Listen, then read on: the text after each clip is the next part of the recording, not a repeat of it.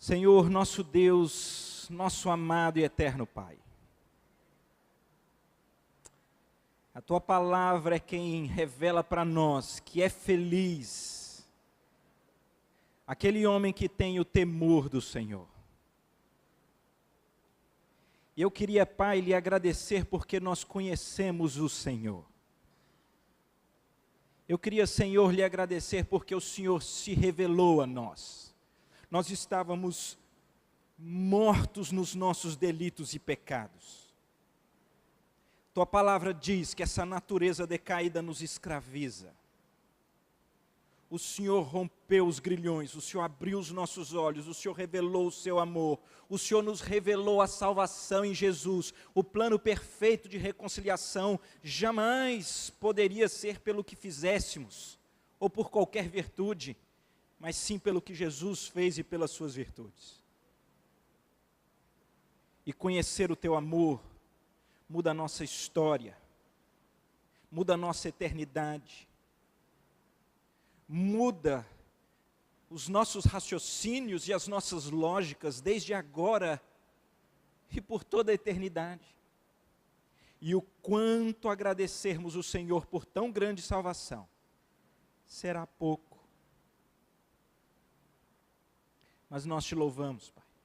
E o Senhor revelou a sua palavra como sendo aquela que descortina a tua vontade, que descortina a história da criação, da queda e da redenção, que revela para nós essas naturezas tão trágicas do nosso coração, mas também revela para nós um amor e uma graça indizíveis do Senhor para conosco, que nos dá a fé, que nos aponta a cruz, que nos faz crer em Jesus, que nos dá arrependimento do nosso pecado, que nos salva, que nos regenera e que ao final nos glorifica. Obrigado, Pai, porque o Senhor tem falado tanto conosco. Eu queria pedir que mais uma vez não fosse diferente. Todos nós aqui temos tantas preocupações no coração. Todos nós aqui temos, quem sabe, até uma certa ansiedade sobre a próxima notícia que vai sair. Mas quem sabe o Senhor captura os nossos corações, captura a nossa mente, livrando-nos, Pai, das próprias conversas paralelas, dessa ansiedade do smartphone, e quem sabe o Senhor nos leva cativo à Tua palavra e à Tua verdade, mais uma vez nesse instante. Quero encerrar com aquela parte da oração que é peculiar para nós aqui nesse momento. A gente clama pela nossa família. A gente clama pela Tua intervenção. A gente clama, Pai, que o Senhor, a despeito de nós, que o Senhor salve a nossa família. Gente aqui, Pai, que tem cônjuges que ainda não conhecem o Senhor, faz aquilo que só o Senhor faz, revela, quebra, transforma o coração, salva. Muitos aqui de nós, Pai, que talvez têm filhos perdidos, desgarrados, Senhor, captura, laça, como lhe aprouver, mas salva. Irmãos, pais, tem misericórdia do nosso lar. Se for do teu agrado, nos usa como canal do Senhor, como boca do Senhor, para revelar a verdade do Evangelho, que é poder de Deus para a salvação de todo aquele que nele crê, do judeu, do grego e de todos até os confins da terra. Mais uma vez, eu te agradeço. Rogo a Tua presença, o Teu Santo Espírito, em nome de Jesus. Amém. Queridos, nós começamos no domingo, não passado, Dia das Mães, mas no anterior, a tratar de um tema que eu considerei muito sensível. Em algum momento disse que talvez poderia ser até infeliz ao levantar por não ser dotado dos conhecimentos necessários para tratar, mas de um assunto que me parece oportuno, atual e necessário, e se eu me equivocar, nós temos a palavra de Deus para nos sustentar. e o tema era o suicídio. E eu então gastei boa parte daquela aula dizendo para vocês como foi que eu fui empurrado por Deus para esse tema. Contei vários aspectos, mas culminei com um, onde um jovem de 20 anos, ele então me procura para me censurar, porque numa conversa eu havia dito que essa estratégia para de alguma forma transformar o suicídio como um caminho aceitável, explicado, seria um grande equívoco e uma burrice. Eu usei essa expressão numa roda. E ele então foi me censurar para dizer que isso não é uma burrice, porque quem procura esse caminho está atrás de uma libertação, de uma cura, e que nós não poderíamos fazer esse tipo de juízo. E realmente mexeu comigo a ponto de me arvorar aí na condição de tratar desse tema aqui. E por perceber que na estratégia do inimigo, em muitos outros assuntos, como eu tratei aqui do divórcio, do homossexualismo, não é mais uma estratégia do inimigo de dizer rasgue a Bíblia, ou então ela é errada, mas é para dizer, não, é isso daí. Mas existem situações, existem casos, e vai tentando contemporizar, de modo a que a gente venha a aceitar, compreender, e ao final até mesmo sermos incentivados.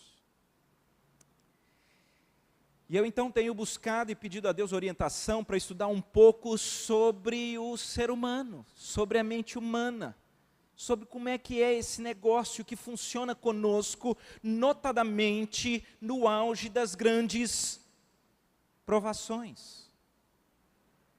Porque eu estou falando aqui daquela estrutura do sentimento que leva a um suicídio da pessoa falida diante de tantas agruras, sofrimentos, perseguições, traições, abusos, decepções, exposições que a fazem concluir que é melhor morrer. Nesses estudos, eu fui chamado a atenção por dois pastores que particularmente eu aprendo muito com eles, são pastores norte-americanos. Um deles é o pastor John Piper, e o outro é o pastor Timothy Keller, e ambos falam de um psicanalista.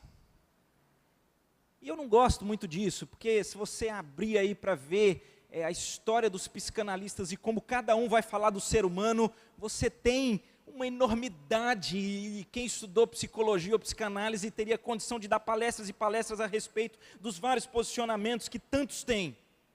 Mas me chamou a atenção aqueles homens de Deus comentando sobre um psicanalista, um médico, psiquiatra.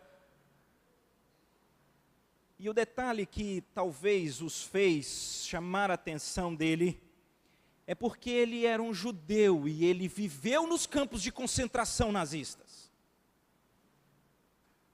E o nome dele é Viktor Frankl, ou alguma coisa assim. E tanto o pastor Tim Keller quanto o pastor John Piper, eles vão atrás de alguns estudos desse homem, porque é curioso. Esse homem é levado junto com esposa, com mãe, com irmã, para os campos de concentração. Ele vai para Auschwitz. Lá eles são separados. Ele é levado para um campo de concentração muito diferente, mas uma coisa curiosa acontece. Ele, nessa altura da vida, ele já é um psicanalista, ele já é um médico, e ele então vive dentro dos campos de concentração na perspectiva de analisar como o ser humano responde às grandes tragédias da vida. Então, cara, meio cientista, está nos campos de concentração, uma situação trágica, separado da família, e ele está analisando.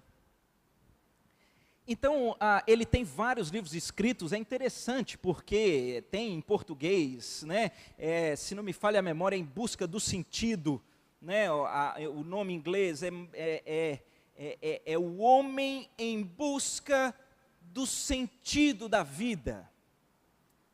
Mas eu vou me encorajar aqui rapidamente, porque não é o meu tema falar desse psicanalista, sobre algumas coisas que ele comenta a respeito das pessoas no campo de concentração.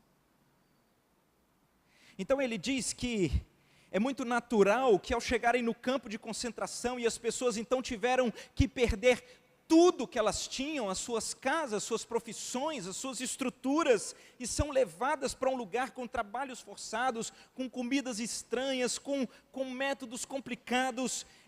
Há aquela revolta inicial natural, mas a partir dali se descortina vários tipos de resposta que as pessoas dão a um grande e trágico sofrimento. Então ele diz que ao observar algumas pessoas, elas vão responder à continuidade daquele sofrimento com ira.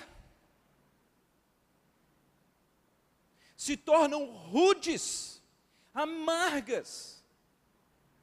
E ele então no seu livro vai compartilhar casos de pessoas que depois, por terem ali serem sido separadas dos seus queridos, perdido as suas posições, elas se tornam rudes, ásperas, azedas, com o seu próximo que está vivendo ali ao lado, aquela mesma situação.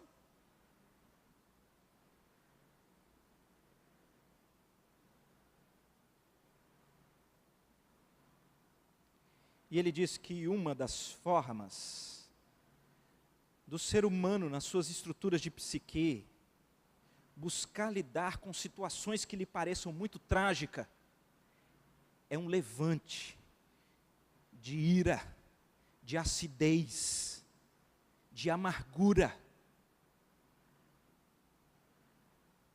E sabem, queridos, eu fiquei pensando nesse primeiro ponto e vendo como é interessante. Nessa semana, nós, mais uma vez, estamos diante de noticiários que são mais do que hollywoodianos, né? Ninguém pode dizer que o nosso país é monótono, né? Vamos dizer, é verdade. Mas é muito interessante, no meu trabalho, e lido com muitas pessoas, e atendo pessoas de diversas estruturas e condições, eu costumo perguntar, e aí, só para ouvir, para ver. E é muito interessante, porque só essa semana e outras vezes eu já ouvi gente que na hora que eu pergunto, e aí? A resposta é, eu queria que no nosso país tivesse gente com coragem para ir lá para dentro daquele poder e explodir tudo. Já viu gente assim? Porque é uma das respostas. Diante de grande estratégia, eu queria explodir com todos e com tudo. Já ouviu isso? Então ele diz que via isso. De outro lado, ele diz que uma segunda resposta, e talvez ele é muito conhecido porque ele viveu nos campos de concentração. Ele disse que era muito comum você enxergar pessoas que se tornavam meio que indiferentes agora à vida. Se tornavam meio que pessoas boiando no meio do mar daquela tragédia. É como se depois daquele primeiro levante de uma certa dor profunda da tragédia, quando ela se mantém, ele solta as cordas, ele perde a esperança. E ele dizia interessante, a gente vê pessoas que parece que elas perdiam a sua própria identidade, a sua própria estrutura, elas ficavam como se fossem os animais tocados, vai para lá, faz isso, come isso, faz aquilo. Ela não é rude, mas ela não tem mais um gesto de bondade, de comunhão, de convívio. Ela se entrega, ela é indiferente, ela está sem esperança. É como se ela quisesse sublimar, sumir. E aqui já sou eu, porque nessas minhas conversas, e eu estou tratando de um tema muito específico, que é esse, né, que a gente vai vivendo aí no país, é uma outra coisa que eu escuto. E aí? Como é que você está avaliando tudo isso? E não são raros os casos de pessoas que falam, eu não tenho mais esperança nenhuma nesse país, eu queria ir embora. Eu queria ir morar em outro país. Já ouviram isso? é comum.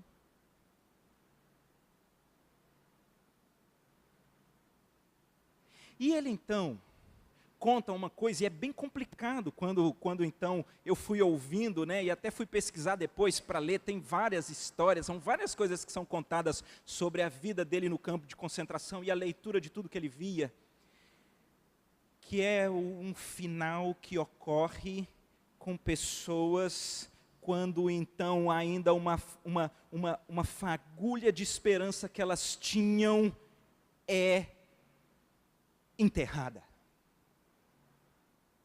Então pessoas que estavam rudes, iradas, ou que estavam indiferentes, sublimando e querendo simplesmente sumir, quando há uma fagulha de esperança que é frustrada, que é enterrada, elas então desistem da vida. E pelo menos duas coisas me chamaram a atenção.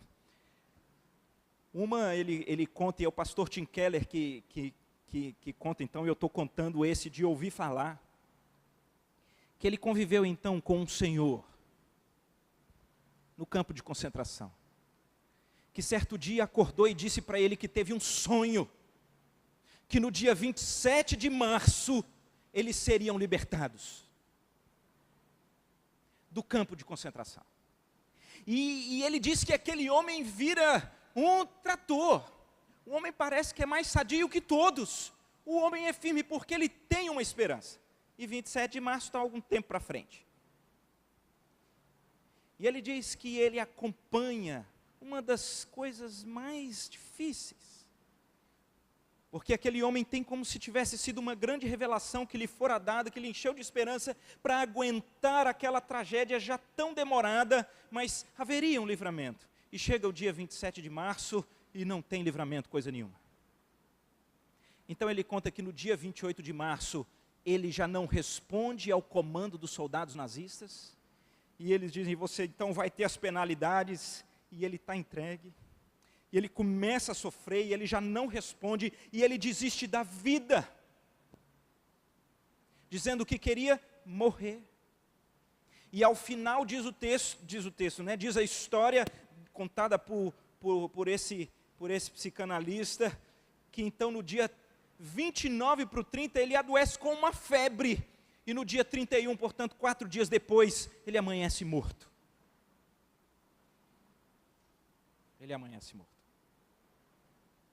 Uma outra, e essa eu li pesquisando sobre ele, que ele conta que houve nos campos de concentração uma grande expectativa de que no Natal para o Ano Novo de 44 haveria uma grande libertação. E não houve. E ele conta como foi desesperador perceber que situações objetivas do trabalho forçado, né, da escassez da alimentação, permaneceram a mesma, mas quantos sucumbiram e simplesmente morreram, não porque nada das circunstâncias tivessem alterado, mas porque a falência da fagulha de esperança se esvaiu. Então ele cria uma tese, ele é um grande estudioso, ele faz um contraponto com Freud, e ele diz, o ser humano não é só físico e biológico, ele também é transcendente, ele é espiritual. E ele vai dizer, o ser humano, ao final, em mesmas circunstâncias, o que vai diferenciar é se ele tem um sentido ou uma esperança viva que seja fora dele e mais forte do que ele. E ele está tratando numa esfera de psicanálise, viu? E eu estou aqui falando do que eu ouvi e li, que eu também não entendo nada disso não. Estou fazendo uma caminhada aqui, porque eu me propus a conversar um pouquinho sobre o ser humano. Em outras palavras, ele diz que o que vai sustentar o ser humano vai ser algum tipo de significado, de esperança viva que ele tenha, que é fora dele, que é mais forte que ele, e atenção o que ele diz, e que o sofrimento pelo qual ele passa não pode atingir essa esperança, esse sentido. Bem, ele define a sua tese e ele começa então a estimular algumas possibilidades. No campo de concentração ele dá o exemplo dele. Sabe qual era o exemplo dele? A sua mulher. Porque quando eles chegam em Auschwitz e ele é levado para um outro campo de concentração, eles ficam separados. Mas ele diz que ele gerou uma conexão espiritual com a sua esposa. E aquilo era um grande elemento de suporte diante das aflições trágicas que nós sabemos que foram os campos de concentração. Mas ele fala, filhos, ou esposa, ou a saúde, ou elementos que você coloque, que consigam ser fora, mais fortes, transcendentes, que você tenha uma espécie de conexão espiritual e que o sofrimento pelo qual você passa não pode tirar. Bem, ele sobreviveu aos campos de concentração. Até quando ele volta para casa, então ele descobre que a sua esposa, a sua mãe e o seu irmão não. Foram mortos nos campos de concentração. E ele nesse esforço vai fazer isso, porque é uma situação trágica demais. Mas como ele aprendeu que uma esperança enterrada, ela pode gerar o adoecimento de tal forma que você sucumbe junto, então ele fica sempre buscando novos elementos exteriores, mais fortes do que ele, e que agora o novo sofrimento não pode sublimar. E ele vai, então, se fortalecer nas suas teses. Ele vira um grande estudioso, ele é convidado, vai para os Estados Unidos, para Harvard, para não sei o quê, escreve muitos livros. Só esse livro, que era O Homem em Busca do Sentido, foi vendido mais de 9 milhões de cópias, então ele tem agora também um novo sentido. E é aqui que a coisa começa a pedir uma resposta diferente. E eu gosto do pastor Tim Keller quando ele, de um lado, acha extremamente curioso, quando esse homem olha nos campos de concentração e ele vai verificando a forma como o ser humano responde, e como ele percebe que o ser humano possui uma certa demanda interna, que exige algo transcendente, algo fora e maior, não sujeito aos sofrimentos. Que ele fala, esse negócio é interessante. Sim, e eu só não compartilhei porque ele analisa as categorias, e é ele quem diz que, estranhamente, alguns poucos no campo de concentração, no auge dos sofrimentos, no auge das tragédias permanentes, permaneciam bons, permaneciam amorosos, permaneciam compartilhadores. E no estudo que ele faz com esses poucos, é que ele vai encontrar que eram pessoas que tinham um sentido e uma esperança que eram transcendentes, em elementos exteriores mais fortes e que não poderiam sucumbir diante do sofrimento. Mas então o pastor Tim Keller faz uma pergunta para Viktor Frankl.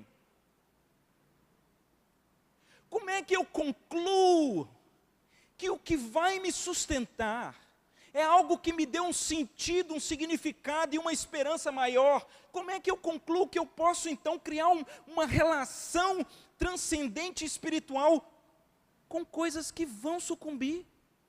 Como é que eu ponho como exemplos a esposa, o marido, os pais, os filhos, a saúde? Eu estarei, quem sabe, de alguma forma, buscando um certo alento para esse momento de sofrimento, mas fatidicamente você vai se frustrar, porque quando você deposita o sentido da sua vida, quando você deposita as esperanças da sua vida em quaisquer elementos que são temporais, você, mais dia menos dia, vai sucumbir. Se a minha esposa está lá no encontro de mulheres, se ela deposita o seu sentido e a sua esperança para enfrentar os grandes sofrimentos da vida em mim, coitada dela. Basta olhar as fotos do dia do nosso casamento e hoje. Sempre a minha esposa adora a foto. Sempre que ela abre as fotos do casamento, ela tem 2 comentários. Ela fala: olha como você estava magrinho. E o outro é: olha quanto cabelo você tinha. A gente está murchando, morrendo.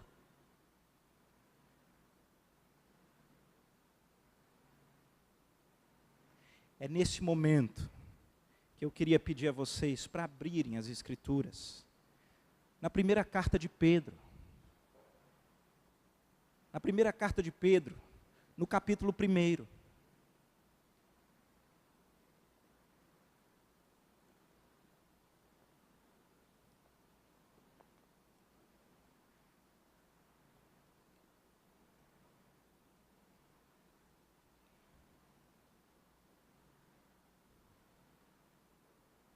Primeira carta de Pedro, no capítulo 1. Atenção, nós vamos ler a palavra de Deus. Presta atenção, são poucos versículos, de número 3 ao versículo 9. Preste atenção. Bendito Deus e Pai de nosso Senhor Jesus Cristo, que segundo a sua muita misericórdia, nos regenerou para uma viva esperança, mediante a ressurreição de Jesus Cristo dentre os mortos, para uma herança incorruptível, sem mácula, imarcessível, reservada nos céus para vós outros, que sois guardados pelo poder de Deus, mediante a fé, para a salvação preparada para revelar-se no último tempo.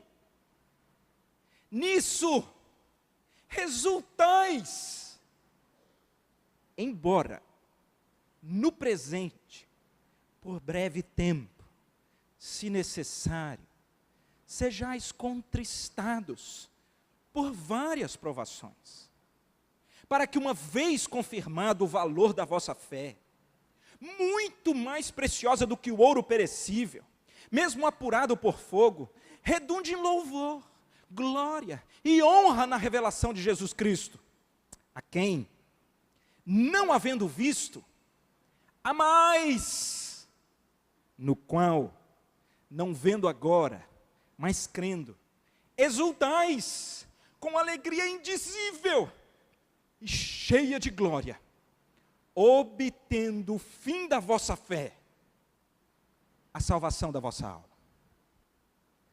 Uau!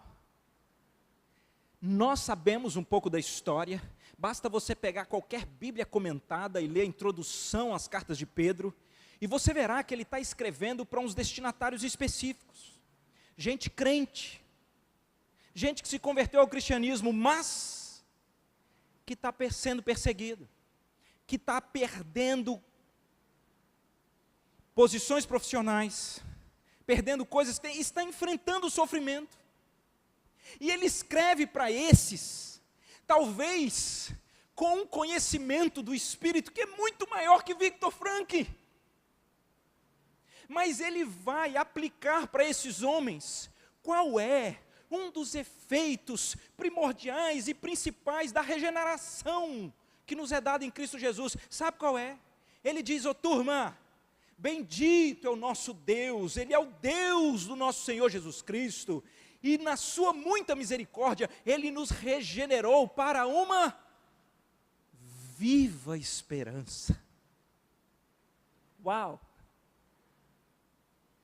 Seria muito simples, e eu sei que você concordaria se eu dissesse aqui que a solução para o homem, que a solução para o homem nos sofrimentos, para a solução daquele que está falido, para a solução daquele que está na raiva e quer matar tudo e todos, ou para aquele que quer sublimar e sumir, ou para aquele que perdeu as esperanças, ou para aquele que já se entregou e quer morrer, é Jesus. Talvez você diria isso mesmo. Só que eu quero reafirmar com a sabedoria bíblica. A regeneração em Jesus, ela traz uma viva esperança. Sabe aquela história de que no campo de concentração, pessoas que não se perderam para a indiferença, para a sublimação, para desistir, para ser rude, para ser irado, foram aquelas que de alguma forma tinham sentido e uma viva esperança em algo transcendente, exterior e maior do que si, e que não pode ser consumido pelas circunstâncias. O Evangelho é essa esperança viva.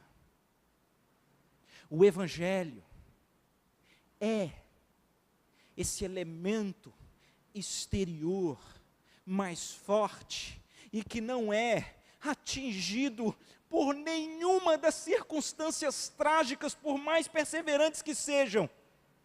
É por isso que logo no seu epílogo, quando Pedro diz, eu quero falar aqui, que nós não lemos de 1 a 3, eu quero falar aqui com gente eleita, que está na dispersão. Olhem para cá, turma. Nós temos um Deus que é Pai do Senhor Jesus, Ele é misericordioso, e Ele nos regenerou para nos dar uma viva esperança. Nós temos onde nos sustentar, nós temos onde nos firmar, nós temos algo que é inabalável, nós temos uma rocha que não cede, nós temos algo que nós podemos esperar, que não falhará, não tardará, não nos deixará, nunca, jamais nos desamparará. Eu me recordo que em Brasília saiu uma notícia, que foi capa de algum dos principais jornais. Uma moça que se suicidou. E ela era uma moça rica, era uma moça com virtudes e talentos intelectuais excepcionais, e foi uma grande tragédia. E eu me lembro que quando vi aquele jornal, eu estava no trabalho, e eu estava do lado de um juiz de paz, daqueles que celebram casamento, chamado Alexandre. E eu então olhei para ele e falei assim, Alexandre, rapaz, eu não consigo entender. Como é que o ser humano, que é um ser dotado de racionalidade, no auge de alguma circunstância, por mais difícil que seja, ele conclui com seus raciocínios que a solução para os problemas da vida é tirar a própria vida. Então eu fiz esse comentário.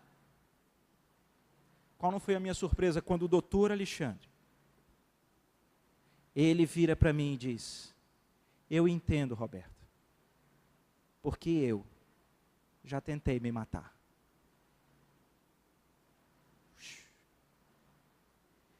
E ele puxa um pouquinho da camisa comprida para me mostrar cicatrizes nos pulsos. E o que vem a seguir me marcou, porque ele disse assim, eu não conhecia Jesus.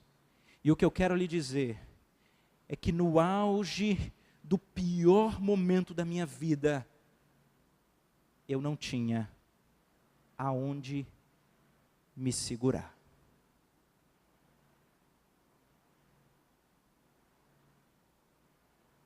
Bendito seja o Deus e Pai do nosso Senhor Jesus Cristo, segundo a sua muita misericórdia, nos regenerou para uma viva esperança.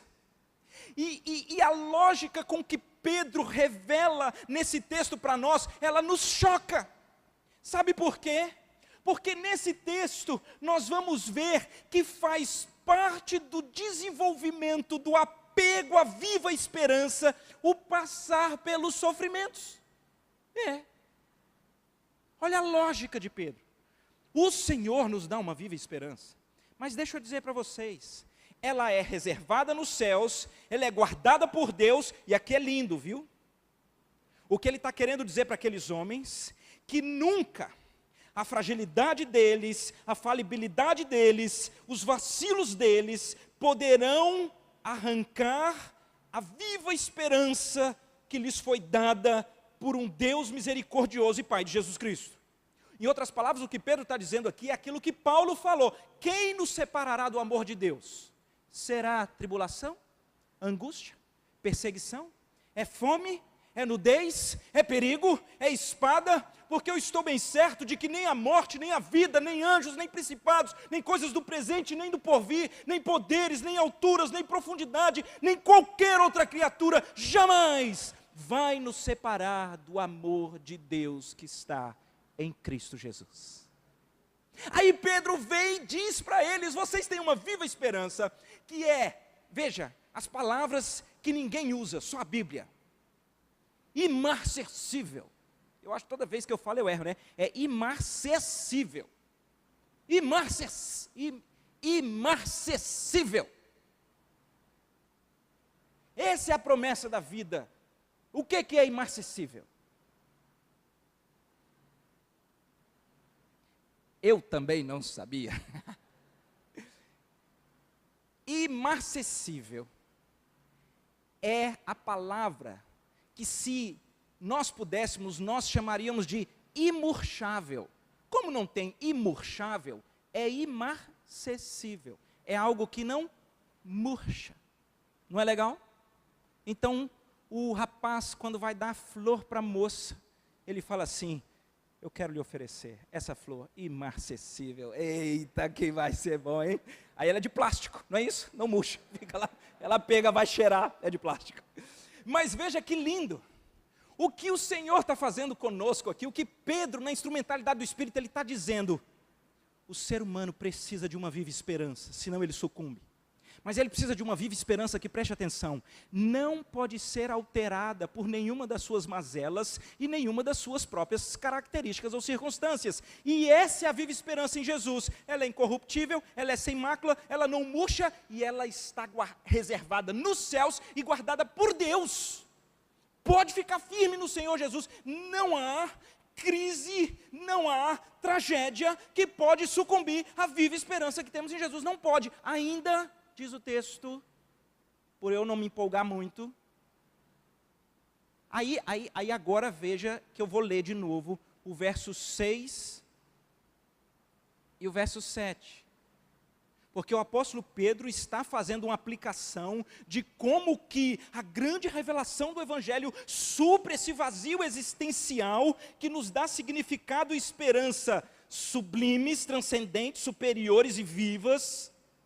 Aí o verso 6 e 7 vai dizer: nisso exultais. Exultais. Vocês sabem o que significa a palavra exultar? Sabe o que significa a palavra exultais? Eu sei que vocês sabem. Exultar, né? E eu agora com esse meu aplicativo aí, eu adoro ver os originais, né? É uma grande alegria, é uma espécie de sublimação de alegria. Aí o texto 6, do versículo 6, nos convida a uma esquizofrenia espiritual.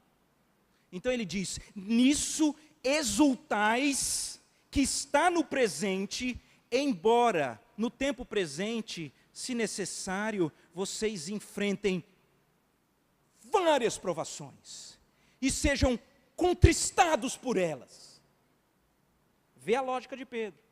Verso 6, nisto exultais, embora no presente, por breve tempo, se necessário, sejais contristados por várias provações, para que, uma vez confirmado o valor da vossa fé, muito mais preciosa do que o ouro perecível, mesmo apurado por fogo, redunde em louvor, glória e honra na revelação de Jesus Cristo. Veja a proposta de Pedro.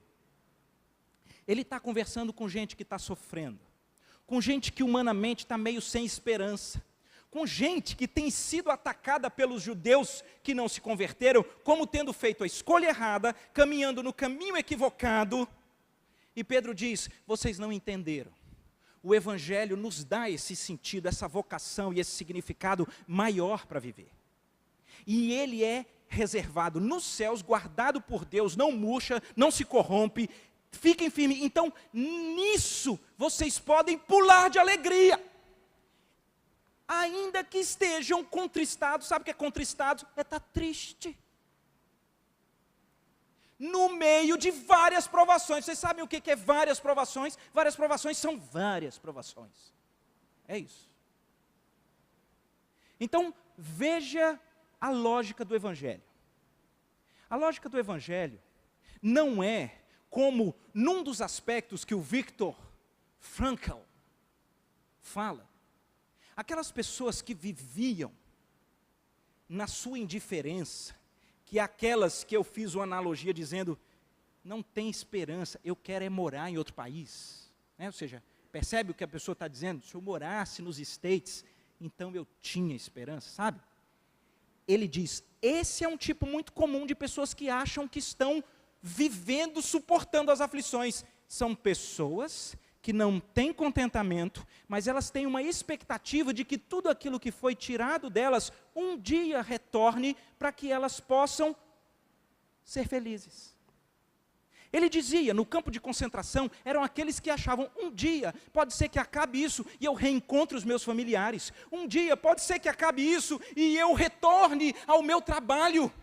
E ele conta uma situação curiosíssima e trágica, que depois do encerramento da guerra, com a liberação de muitos do campo de concentração, ele diz que muitos, quando voltam dos campos de concentração e descobrem que os seus parentes morreram, e que ele não retoma os seus bens e nem a sua profissão, não são raros os que tiram a própria vida, ou os que simplesmente sucumbem nas suas depressões. Preste atenção, não é essa a proposta do Evangelho, só que eu temo que muita gente viva assim. Viva na expectativa de vir à igreja e servir Jesus, na expectativa de que Ele restaure aquilo que foi tirado, podemos pedir. Na expectativa de que Ele então traga aquilo que eu perdi, podemos pedir. Mas enquanto você está pedindo e não foi restaurado, como é que está o seu coração? A proposta do Evangelho é, exulta, querido. Nisso exultais. Exulte na esperança viva do Evangelho. Exulte na esperança viva da salvação, que não é susceptível aos milindres da vida e nem seus. Exulte, ainda que no presente você seja contristado por várias provações. O maior exemplo, acho que a gente pode ter, do Senhor Jesus. Quem é que não sabe que o Senhor Jesus foi contristado com várias provações no Getsêmani? Quem é que não sabe que naquele momento o Senhor Jesus transpirou sangue? Quem é que não sabe da luta e da dor que ele enfrentou a ponto de dizer, Senhor, se possível, passa de mim esse cálice, contudo não seja feito o que eu quero, mas sim aquilo que tu queres. No auge dos sofrimentos, preste atenção, o que vai nos sustentar em meio à tristeza das várias provações, é nós termos em quem nos segurarmos. Todavia, não seja a minha vontade, mas a tua. E Tim Keller falou um negócio, eu achei tão curioso, e eu vou falar aqui, é um tema que a gente pode estudar melhor, mas eu vou falar para os irmãos também estudarem. Ele diz, do mesmo jeito que a palavra aqui de nós diz para nós que Jesus é a nossa viva esperança, e é aquele significado e aquela esperança última que pode então nos dar um grande estímulo para enfrentar qualquer sofrimento. Então ele diz, nós fomos para Jesus essa mesma viva esperança. Pera. O que é, Roberto, que você falou? Vou falar de novo. Se Jesus foi para nós e é para nós essa viva esperança que não murcha, que não falha, que é reservada nos céus e guardada por Deus, nós fomos para Jesus uma viva esperança. Vou firmar meu ponto.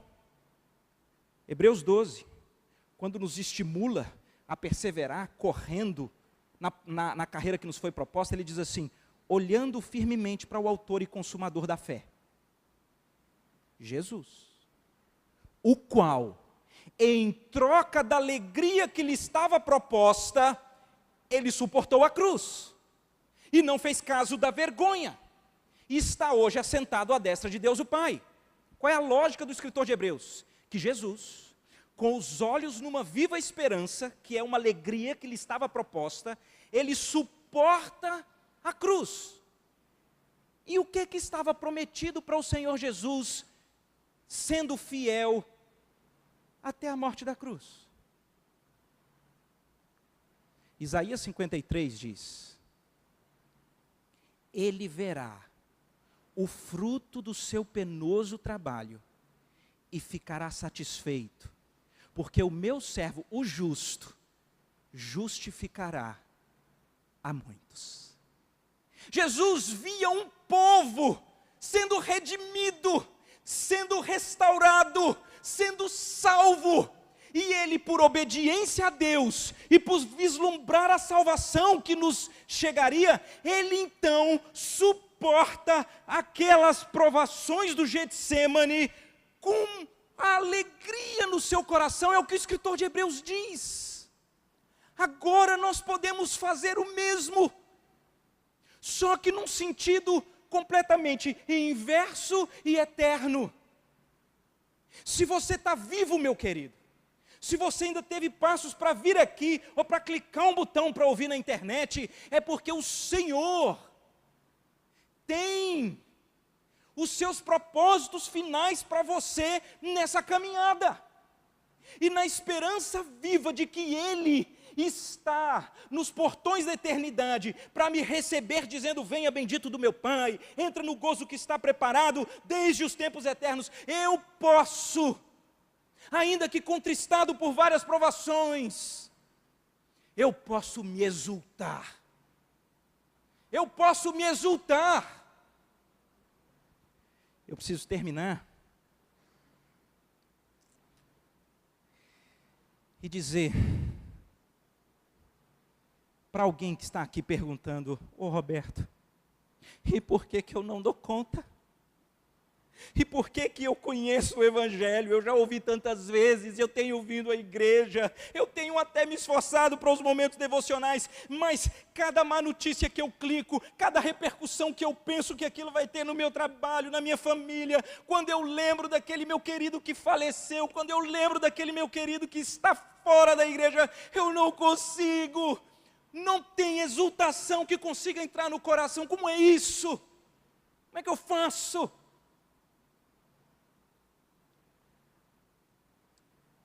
Eu penso que o texto, ele revela para nós duas coisas que eu queria dizer para terminar. A primeira é, o método de Cristo, explicado por Pedro, é que nos nossos sofrimentos, nós estamos sendo purificados como ouro.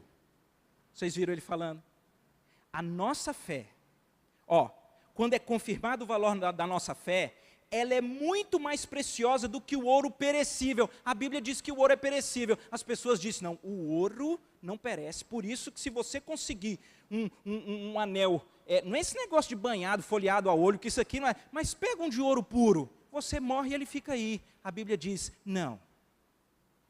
O que não morre, o que não é perecível, é a fé de quem tem alegria em meio às provações, porque ela é fixada, firmada numa viva esperança que é nos dada, que é reservada nos céus e guardada por Deus. Esse que consegue enfrentar as provações exultando em Cristo, esse tem uma fé que não perece. Esse tem um tesouro que é muito mais precioso do que o ouro, porque o ouro é perecível. Então a primeira coisa que ele está dizendo é: atenção, sabe, as lutas e provações, elas não fogem ao controle de Deus, para revelar a nós que só Ele pode ser a viva esperança na sua vida. Não pode ser o governo, não pode ser o ministro, não pode ser o MP, não pode ser a operação, não pode ser a próxima eleição. Só Jesus pode ser a viva esperança, o elemento exterior, transcendente, que é fora de você, mais forte que você, que não vacila com as circunstâncias e nem se melindra com as suas fragilidades. Só Ele. A segunda coisa que Ele nos ensina, para então responder àquele que talvez esteja dizendo: eu não consigo me exultar em Cristo. Eu queria responder com o verso 8. Ele diz que isso vai redundar em louvor, glória e honra na revelação de Jesus Cristo, a quem não havendo visto, há mais. Uau! A quem não havendo visto, há mais. Parece que o chamado do Senhor para mim, para você, quando a gente vai tendo os olhos meio que acinzentados com a nossa viva esperança, é nós restaurarmos, buscarmos, nos alimentarmos de uma coisa. Precisamos amar o Senhor Jesus. Precisamos amar o Senhor Jesus. Precisamos tê-lo como o anelo da nossa alma. Precisamos olhar para o Senhor Jesus como o Senhor e Salvador da nossa vida. Deus faz umas coisas curiosas. Essa semana eu disse para vocês que eu então estava perguntando para todo mundo que eu atendia no trabalho sobre o país e como é que avaliava. Sexta-feira Deus me brindou com um negócio que mexeu comigo. Sexta-feira então no meu trabalho eu fui evangelizado. E eu gosto de ser evangelizado. Eu tenho isso. Quando alguém vem me evangelizar, eu não digo que eu sou crente, não. Eu fico perguntando para a pessoa. Mas como assim? É sério. Gosto. Eu acho muito legal. Me ensina. Mas deixa eu dizer para vocês, eu recebi uma senhora. O nome dela é Argentina. Que nome engraçadinho. A senhora Argentina, ela tem 81 anos. A dona Argentina, ela é analfabeta. A dona Argentina, ela não tem plano de saúde, porque a dona Argentina, ela é viúva há décadas. Assim, tem mais de 20 anos. 20 não, tem 30. A dona Argentina não tem filhos. Ela ficou grávida 2 vezes. E ela perdeu os 2 filhos e quase morreu. A dona Argentina ficou viúva e ela não trabalhava. A dona Argentina, ela tem uma renda, ela tem uma pensão de 1 salário mínimo. E no fundo o tema que levou ela a agendar lá para conversar comigo é porque havia uma dívida lá, um negócio de R$400, ela queria ver se dava para dividir em 10 vezes, porque ela ia pagar. Mas era uma cena tão diferente estar com aquela mulher que eu perguntei assim, ô dona Argentina, e esse nosso país, hein? Como é que a senhora avalia isso? E a dona Argentina olhou para mim e falou assim, meu filho, isso é o pecado. Mas deixa eu dizer uma coisa, o pecado não faz isso só com eles, faz isso com todos nós e com o senhor também, viu?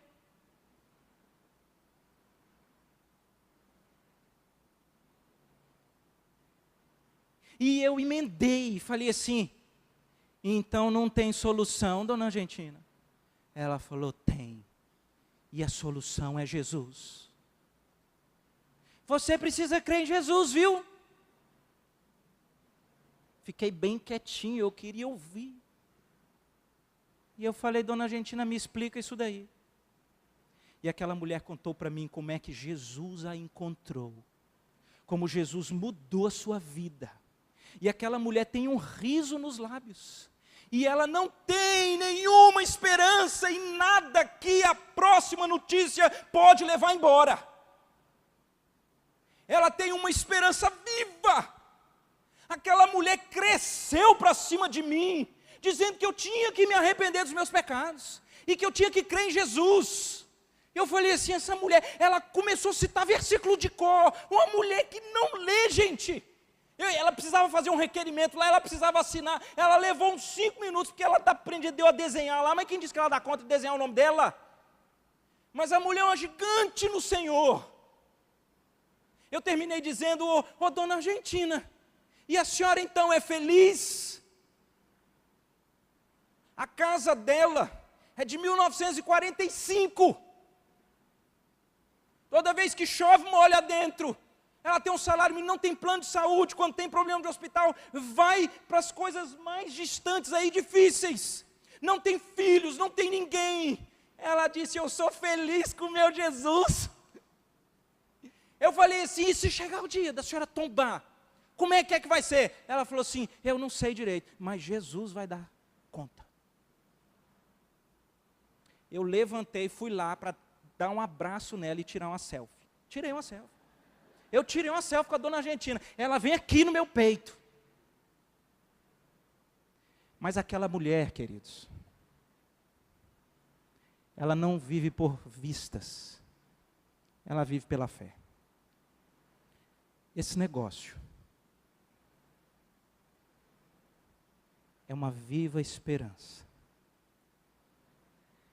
que a gente pode se exultar, ainda que no presente, por curto espaço de tempo, sejamos contristados por várias provações.